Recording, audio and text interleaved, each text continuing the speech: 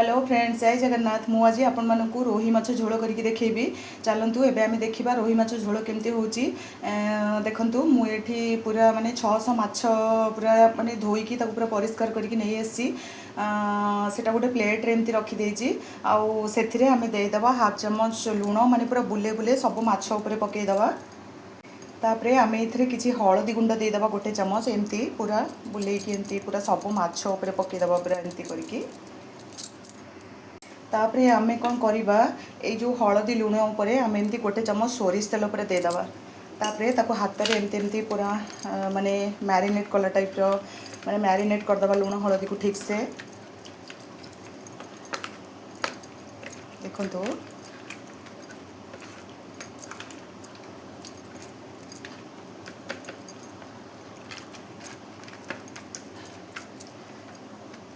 ताकू आमे लुण हळदी देकी आमे 10 मिनिट ताकू छाड़ी दबा।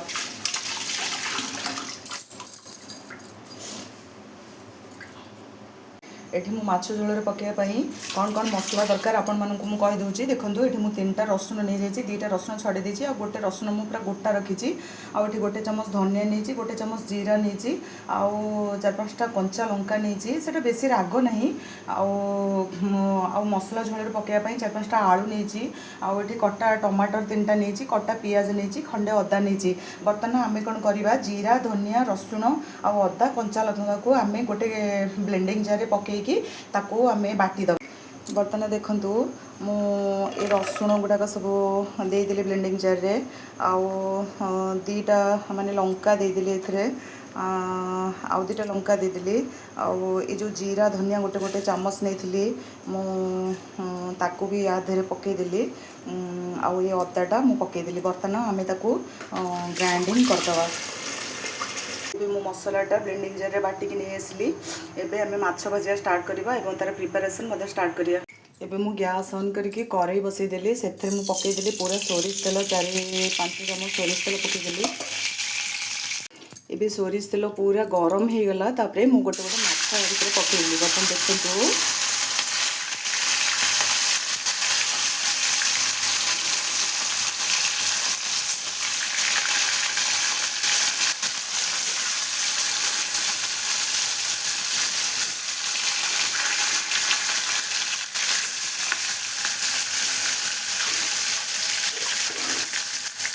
ମୁଁ ସବୁ ମାଛଟା ଦେହରେ ପକେଇ ଦେଇଛି।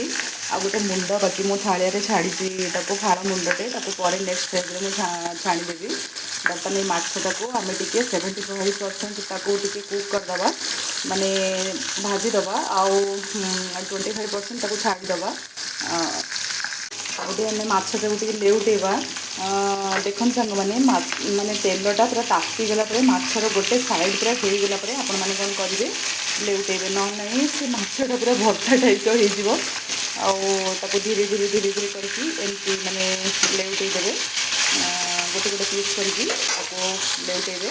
ଦେଖନ୍ତୁ ଏବେ ମୁଁ ମାଛକୁ ସବୁ ଭାଜିକି ନେଇ ଆସିଲି। ଏବେ କଡ଼େଇରେ ତେଲ ଅଛି, ଆମେ ପକେଇଦେବା କିଛି ଅଳେଇଚ, ଗୁଜୁରାତି ଆଉ ଡାଲଚିନି ପକେଇଦେବା। तापरे 2टा तेजपत्ता लेजिबा आमे। तापरे आमे एथरे दे दबा किछि पंचफुटण। पंचफुटणटा तो माने झोल सोरिष जोथरे देबे माने सुनिश्चित देबे सेटा। आउ सेथरे जो कला जीराटार परिमाण टिके अधिका देथिबे, कारण माछर झोल हो बेसर हो जोथरे भी माने कलंजीटा टिके देले सेटा टिके माने तार टेस्टटा टिके भल आसे। आपण माने कोन करिवे, पंचफुटण टिके कलंजीटा टिके अधिका नेथिबे।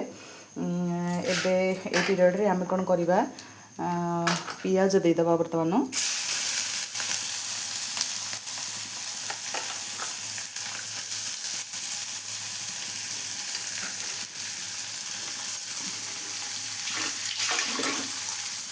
ताकू एमती टिके आमे पिठा कड़िकारे खरड़ी दबा टिके।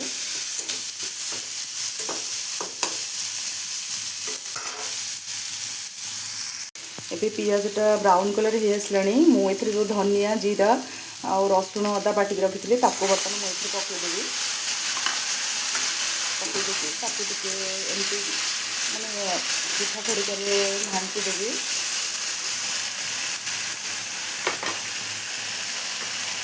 तापरे ये जो कंचा माने टमाटर मु काटी 3टा जाक ता भितर मु पकई देकी ताको आम टे कषिया छाड़द। बर्तमान मसलाटा कषा चलती ये पीरियड रे आपण मैंने कौन करेंगे गोटे चमच हलदी गुंड देदेवे आउ गोटे चमच लुण देदेवे तापरे मुझे गोटे चमच माने फिश मसला नहीं जाइए ସେଇଟା ବି ଦେଇଦେଲି ତାକୁ ଏମିତି ଆଉ ଟିକେ କଷିବା ପାଇଁ ବର୍ତ୍ତମାନ ଛାଡ଼ିଦେଲି। ଏ ପିରିୟଡ଼ରେ ଆପଣ କ'ଣ କରିବେ ମସଲାଟା ଯେହେତୁ ଲାଗିଯିବ ସେଥିପାଇଁ ଆପଣ ଆଉ ଟିକେ ପାଣି ଏଥିରେ ଦେଇଦେବେ। ମୁଁ ଆପଣମାନଙ୍କୁ ଷ୍ଟେପ୍ ବାଇ ଷ୍ଟେପ୍ ବତେଇ ଦେଉଛି କ'ଣ କେମିତି ମାନେ ତାର ପ୍ରିପାରେସନ୍ଟା ତାପରେ କ'ଣ ସବୁ ହେବ କେମିତି କ'ଣ ପଡ଼ିବ କେମିତି ମସଲା କଷା ହେବ ଆପଣମାନେ ଦେଖୁଥାନ୍ତୁ ଠିକ୍ସେ ସେମିତି ମାନେ ପ୍ରିପାରେସନ୍ଟା ଆପଣମାନେ କରିବେ। ଦେଖନ୍ତୁ ମସଲାଟାରୁ ଯେପର୍ଯ୍ୟନ୍ତ ତେଲ ନ ଛାଡ଼ିଛି ଆପଣମାନେ ସେ ପର୍ଯ୍ୟନ୍ତ ମସଲାଟାକୁ କଷି ଚାଲିଥିବେ କାରଣ ମସଲାଟା ଯଦି କଞ୍ଚା ରହିବ ତାହେଲେ ଝୋଳଟା କଞ୍ଚା ବାସ୍ନା ହେବ। ସେଥିପାଇଁ ମସଲାଟା ନିହାତି ଆପଣ ଟିକେ କଷିବାକୁ ଛାଡ଼ିଦେବେ। ଏବେ ମସଲାଟା ବର୍ତ୍ତମାନ ଟିକେ ମାନେ ହେଇ ଆସିଲାଣି ତାକୁ ବର୍ତ୍ତମାନ ପିରିୟଡ଼ରେ ଆମେ କ'ଣ କରିବା ମୁଁ ଟିକେ ମାନେ ଯେଉଁ ଆଳୁ ଚକଟାଟା ରଖିଥିଲି ମୁଁ ତା ଭିତରେ ପକାଇଦେଲି ବର୍ତ୍ତମାନ ଆଉ ଯେଉଁ ସିଝା ଆଳୁ 4-5ଟା ରଖିଥିଲି ମୁଁ ତା ଭିତରେ ପକାଇଦେଲି ପକାଇକି ତାକୁ ଆମେ ଏବେ ଟିକେ ଘାଣ୍ଟି ଦେବା। ବର୍ତ୍ତମାନ ସିଝା ଆଳୁଟା ତା ଦେହରେ ଏମିତି କରିଦେବା ଟିକେ ମାନେ ମିକ୍ସ କରିଦେବା ଆଉ ବାକି ଯେଉଁ ଗୋଟା ଆଳୁଟା ରହିଛି ତା ସାଙ୍ଗରେ ସେ ରହିଥିବ ଆମେ ଆଉ ଟିକେ ତାକୁ କଷିବା ପାଇଁ ଛାଡ଼ିଦେବା। ଦେଖନ୍ତୁ ମୁଁ ଏଥିରେ ଲଙ୍କା ଗୁଣ୍ଡ ଲାଲ ମିର୍ଚ ପାଉଡ଼ର ନେଇନି ଯେହେତୁ ମୁଁ କଞ୍ଚା ଲଙ୍କାଟା ବାଟି ଦେଇଛି ଏଥିରେ 3-4ଟା ସେଥିପାଇଁ ମୁଁ ନାଲି ଲଙ୍କା ଯେଉଁ ପାଉଡ଼ରଟା ମୁଁ ନେଇନି କି ଯେଉଁ ମାନେ ଆମର କାଶ୍ମୀର ମିର୍ଚଟା ବି ମୁଁ ନେଇନି। ଆପଣମାନେ ଚାହିଁଲେ ଯଦି କଲରଫୁଲ୍ ହେବା ପାଇଁ ଚାହୁଁଛନ୍ତି ମାନେ ତରକାରୀଟା ଆପଣମାନେ ଚାହିଁଲେ ବି ମାନେ କାଶ୍ମୀର ମିର୍ଚ ନେଇପାରିବେ ବଟ୍ ମୁଁ ନେଇନି କାଶ୍ମୀର ମିର୍ଚଟା ଆଉ ମୁଁ ସେମିତି କରିଛି। ଆପଣ ଆଉ ଟିକେ କଷିବା ପାଇଁ ଛାଡ଼ିଦେବେ ଏଟାକୁ। ଏବେ ଦେଖନ୍ତୁ ଏପର୍ଯ୍ୟନ୍ତ ବି ମୁଁ କଷି ଚାଲିଛି ପୁରା ତାକୁ କାରଣ ମାଛ ଝୋଳର କଷାଟା ଟିକେ ମାନେ ଭଲରେ ନହେଲେ ସେଟା ଟିକେ ମାନେ ଆଇଁଷିଣିଆ ମାନେ ବାସ୍ନା ହୁଏ ଆଉ କଞ୍ଚା ବାସ୍ନା ହୁଏ। ସେଥିପାଇଁ ତା ମସଲାଟାକୁ ଟିକେ ଭଲରେ ପ୍ରିପାରେସନ୍ କରିବାକୁ ପଡ଼େ। ଦେଖନ୍ତୁ ଏବେ କେମିତି ଚାଲିଛି ସେଟା କଷା ଚାଲିଛି ତେଲ ଛାଡ଼ି ଆସିଲାଣି ଓଭିୟସଲି ସେ ଆଉ ଟିକେ ପରେ ହେଇଯିବ ଆଉ ହାର୍ଡ଼ଲି 2 ମିନିଟ୍ ପରେ ହେଇଯିବ। 2 ମିନିଟ୍ ପରେ ଆମେ ତାକୁ ପାଣି ଦେବା ଏବଂ ମାଛ ବି ପକାଇବା। ଏବେ ମସଲାଟା କଷି ହେଇ ଆସିଲାଣି ପୁରା ଭଲସେ ତେଲ ଛାଡ଼ି ଆସିଲାଣି। ଦେଖନ୍ତୁ ମୁଁ ଏ ବାଉଲ୍ରେ ପୁରା ମାନେ 2 ଗ୍ଲାସ୍ ପାଣି ପୁରା ମାପିକି ନେଇଯାଇଛି। ଆପଣ ମାନେ ତାର ମାନେ ମାଛର କ୍ୱାଣ୍ଟିଟି ନେଇକି ଆପଣ ପାଣି ଦେବେ। ବାସ୍ ମୁଁ 2 ଗ୍ଲାସ୍ରୁ 1.5 ଗ୍ଲାସ୍ ପାଣି ଦେଇଦେଲି ଆଉ ଅଧା ଗ୍ଲାସ୍ ପାଣି କାଢ଼ିଦେଲି କାରଣ ଆପଣମାନେ ଜାଣିଥିବେ ମାଛର ଝୋଳଟା ହିଁ ବହୁତ ଟେଷ୍ଟ ଲାଗେ ଖାଇବା ପାଇଁ ମାଛରେ। ବର୍ତ୍ତମାନ ମୁଁ ଦେଇଦେଲି ପାଣି ଦେଇଦେଲି ଆଉ ପାଣି ଦେଲା ପରେ ଝୋଳଟା ଟିକେ ଫୁଟି ଆସିଲା ପରେ ଆମେ ମାଛଟା ପକାଇବି। ଝୋଳଟା ଧୀରେ ଧୀରେ ଫୁଟିଲାଣି ଆମେ ମାଛ ଗୋଟେ ଗୋଟେ ପକାଇଦେବା ପୁରା ଧୀରେ ଧୀରେ କରିକି ଧୀରେ ଧୀରେ ଆପଣ ପକାଇବେ ନହେଲେ ତା ଭିତରେ ପୁରା ଭର୍ତ୍ତା ହେଇଯିବ ମାଛ ଗୁଡ଼ାକ ଆଉ ପୁରା ଧୀରେ ଧୀରେ ପକାଇଦେବେ। ଦେଖନ୍ତୁ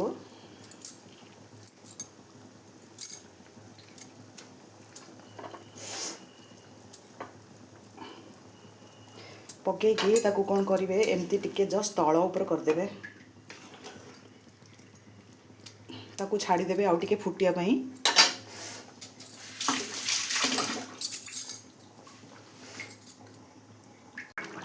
ଏବେ ଫାଇନାଲି ରେଡ଼ି ହେଇଗଲା ମାନେ ମାଛ ଝୋଳ ରୋହି ମାଛ ଝୋଳ।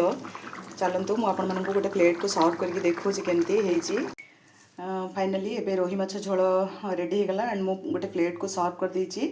मोर प्रिपरेशन आपण मानकु केमती लागिला आपण माने मते निश्चय लाइक एंड कमेंट रे जणेबे। रहिली संग माने जय जगन्नाथ बाय बाय।